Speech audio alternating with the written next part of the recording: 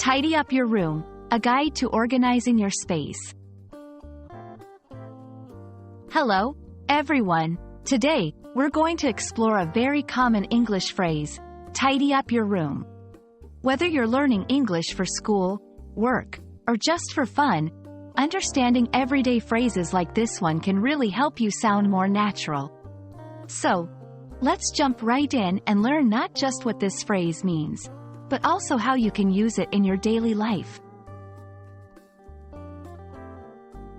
The phrase, tidy up, means to make a place neat by putting things back in their proper places.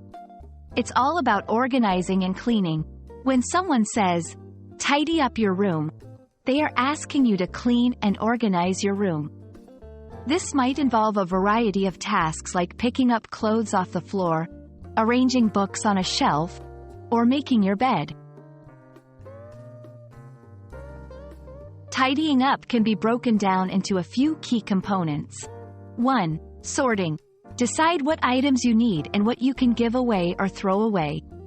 2. Organizing. Put every item in its proper place.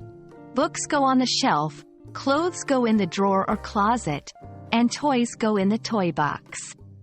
3. Cleaning. This involves more than just organizing. You might need to dust, vacuum, or wipe down surfaces to make your room truly tidy. Tidying up is important for several reasons. Creates a pleasant environment. A tidy room is more comfortable and inviting. Saves time. When everything is in its place, you spend less time looking for things. Promotes responsibility. Regularly tidying up your space teaches discipline and responsibility. Here are some tips to make tidying up more manageable and effective. Set a schedule. Choose a regular time to tidy up your room. Use storage solutions. Bins, baskets, and shelves can help keep your things organized. Keep it simple. The less clutter you have, the easier it is to tidy up.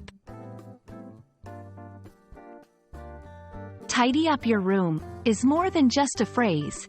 It's an invitation to create a clean, organized, and pleasant space for yourself. Remember, tidying up isn't just about cleaning. It's about creating a space where you can relax and be your best self. We hope this video helps you understand and use this common English phrase better. Happy tidying, and see you next time.